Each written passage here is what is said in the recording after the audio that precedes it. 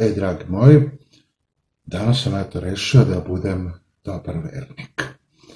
I da u ovom klipu pričam o nečemu što mi Srbi posebno volimo da istaknemo kod nas, čemu mi posebno pridajemo pažnju, a to su naravno naše slave.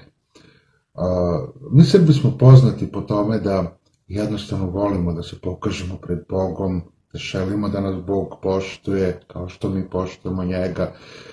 Također volimo da se pokažemo i pred komšijama, pred prijateljima, pred rodbinom, pa se onda trudimo da napravimo slavu bolju nego što su njihove bile, da ih onda zovemo da oni vide kakve su naše slave, koliko su beričetne, koliko su bogate, koliko su nam trpeze pune. Jer naravno Bog to voli, Bog to ceni, poštuje i naravno, evo piše baš ovde, sam našao, evo baš kaže ovde u crkvenom kalendaru, kaže što više hrane, mezetluka i alkohola pripremite za slavu, to ćete učiniti bogugodnije delo samome Bogu.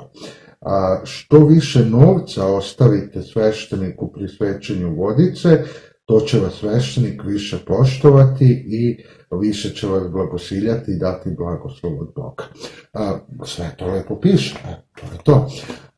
Posebno su dobre one slave koje ljudi imaju u zadnje vreme običaj da praktikuju slaveći ih po restoranima.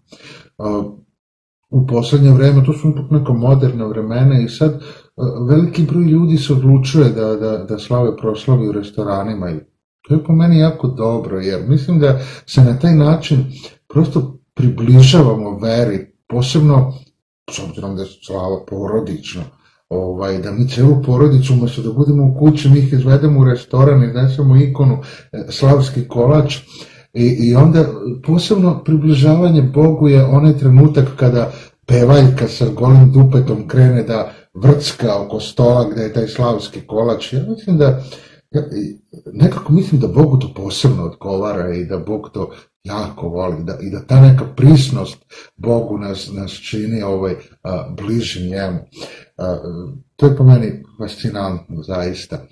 Takođe, na slavama imamo običaj da se prežderavamo i da se balsamujemo od alkohola, što je takođe bogugodno delo i to Bog takođe ceni i poštuje kod nas. Jer, evo, opet moram da konsultujem crkveni kalendar, pa kaže, nije ovde, evo ovde tačno piše, kaže ovako, što se više napijete na vašoj slavi i kontuzujete od alkohola, to će vas Bog više ceniti i poštovati. Posebnu prednost imaju oni koji završe u hitnoj na ispiranju. Tada im Bog naravno daje posebnu vrstu blagoslova. Sve lepo piše. Naravno, ja kad sam to bio rekao nekim prijateljima na slavi, on su rekao, šta ti znaš, pa Isus je pio vino, Isus je vodu pretvarao u vino, šta ti znaš, i on je čovjek volao da pije. Pa jeste, voleo je Isus da pije vino, mislim, pio je on vino, nije to sporno, ali nešto čisto sumnjam da se Isus teturao četvoronoške